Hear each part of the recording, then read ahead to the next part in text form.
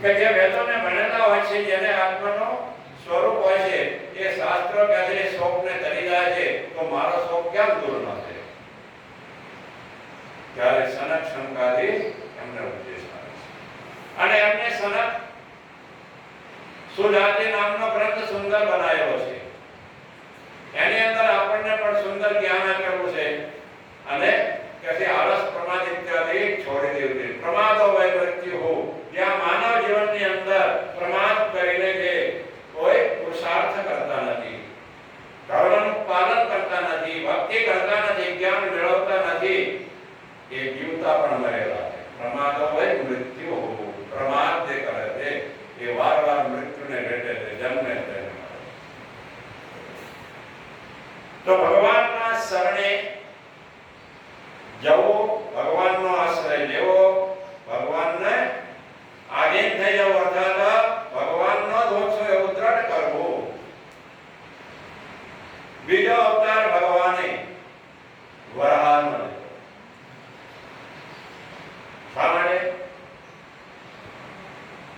કે જ્યારે પૃથ્વી રસાતલની અંદર ચાલી ગઈ, બ્રહ્માજીએ સૃષ્ટિનું સર્જન કરવા માટે કહ્યું, તારે કદાચ પૃથ્વી તો છે નહીં, અમે કોનો આધાર લઈને આ વિસ્તાર કરીએ? ત્યારે બ્રહ્માજીના નાસિકાની અંદરથી એકદમ નાનો વરાનો, વરા એટલે કોઈ એને શું કહે, સુતર કહે, ભૂંડ કહે, કારણ કે એમાં ઘ્રાણ ઇન્દ્રિય બહુ તેજ હોય. પૃથ્વીને ખોદવાની છે ને, રસાતળની અંદર પૃથ્વી, આ પાતાળની અંદર ક્યાં છે? એટલે ભગવાને વરાહ અવતાર લીધો.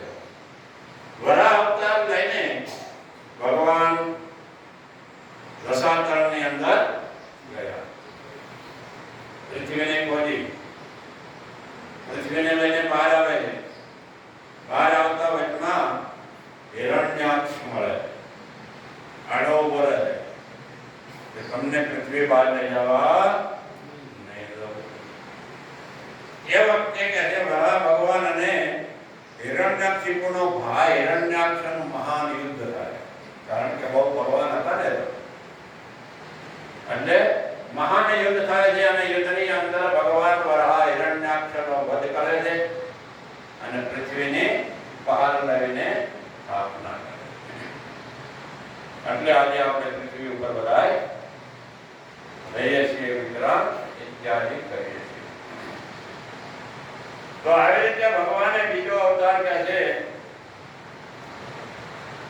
વરાહનો લઈને આ પૃથ્વીનો ઉદ્ધાર કર્યો. અને ત્યાર પછી કહે છે ભગવાનનો ત્રીજો અવતાર નારાજજીનો. નારાજજી પણ એક ભગવાનનો અવતાર.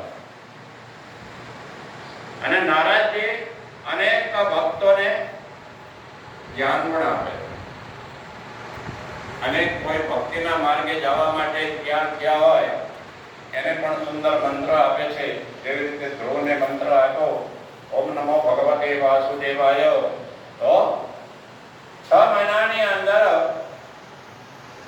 ભગવાનને પ્રગટ કર્યા, દર્શન કર્યા અને 36,000 વર્ષનો રાજ્ય પ્રાપ્ત. પ્રહલાદને મંત્ર આપ્યો, પ્રહલાદે પણ ભગવાનની ભક્તિ કરીને એનું જીવન સફળ કર્યું. ઘટના જેવો લૂંટારો મહાન પાપી હોય છે એને પણ રામ નામનો મંત્ર આપીને એનું પણ કલ્યાણ કર્યું. એટલું જ નહીં, પણ નારાજજીએ સુંદર એક રચના પણ કરી હતી. એને કહેવાય છે નારદ પાંચરાત્ર નામનો ગ્રંથ બનાવ્યો છે. એક પુસ્તક લખેલું છે નારદજી. અને પુસ્તકની અંદર કેવી રીતે કર્મ આપણને બંધન ન કરે એ સારી રીતે એમાં સમજાયેલું.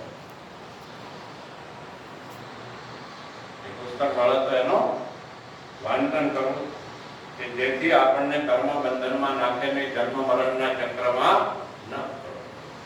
બહુ સુંદર વર્ણન કે બંધનમાં તો ન નાખે, પરંતુ બંધનથી છોડાવવા માટે એ કર્મ આપણા અંતકરણને, મનને શુદ્ધ કરે. યોગ્યતા પાત્રતા